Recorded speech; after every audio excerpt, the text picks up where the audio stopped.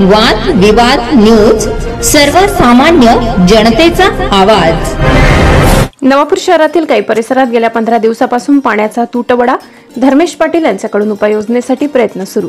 नगरपालिकेने बोरिंग दुरुस्त न केल्यास मी स्वतःच्या खर्चाने दुरुस्ती करेल, धर्मेश पाटील। नवापूर नगरपालिकेच्या हद्दीतील टर्नर प्लॉट, ताईवाडा, शिवाजी रोड, सुतार गल्ली आणि नेहरू रोड परिसरात गेल्या 15 दिवसांपासून पाण्याचा गंभीर तुटवडा भासत आहे। रहिवाशांनी अनेकदा नगरपालिकेत तक्रारी केल्या, आंदोलने केली, तरीही अद्याप समस्या कायम आहे। या पाणी तुटवड्यामुळे रहिवाशांचे जीवन खूप त्रस्त झाले असून घरकाम, स्वच्छता आणि दैनंदिन गरजा पूर्ण करणे अत्यंत कठीण झाले। या पार्श्वभूमीवर सामाजिक कार्यकर्ता धर्मेश अशोक पाटील यांनी पाणी समस्येवर उपाययोजना करण्यासाठी पुढाकार घेतला। त्यांनी प्रत्यक्ष रहिवाशांच्या तक्रारी ऐकल्या, परिसराची पाहणी केली आणि त्यानंतर मुख्याधिकारी डॉक्टर मयूर पाटील यांची भेट घेऊन पाणी पुरवठ्याबाबत सविस्तर चर्चा केली। धर्मेश पाटील यांनी स्पष्ट केले, या परिसरातील पाणी समस्या सोडविण्यासाठी जुनी पोस्ट गल्लीतील बोरिंग दुरुस्त झाली तर परिसरातील पाणी प्रश्न कायमचा सुटेल। त्यांनी पाणी पुरवठा अधिकारी प्रसाद सानप आणि कर्मचाऱ्यांना त्वरित बोरिंग पाहणीसाठी बोलावले आणि नगरपालिकेने दुरुस्ती करावी असे सांगितले। धर्मेश पाटील यांनी रहिवाशांशी संवाद साधताना सांगितले, नवापूर शहरातील रहिवाशांना पाण्याच्या तुटवड्यामुळे त्रास होऊ नये, नगरपालिकेने बोरिंग दुरुस्त केली नाही तर आवश्यकता भासल्यास मी स्वतःच्या खर्चाने बोरिंग दुरुस्त करून पाणी पुरवठा सुनिश्चित करेन। रहिवाशांनी या प्रयत्नांबद्दल समाधान व्यक्त केले।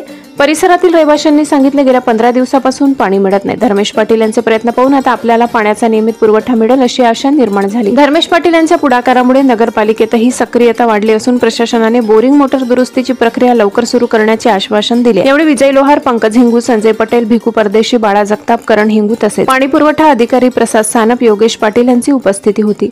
धर्मेश पाटील यांनी प्रशासनासोबत समन्वय साधून पाणी पुरवठा नियमित करण्यासाठी विविध उपाययोजना सुरू केल्या असून जुनी बोरिंग लवकरच सुरू होण्याची शक्यता आहे। रहिवासी आता या प्रयत्नांवर आशावादी असून विश्वास व्यक्त करतात की धर्मेश पाटील यांचा पुढाकार या पाणी तुटवड्यावर कायमचा उपाय ठरेल।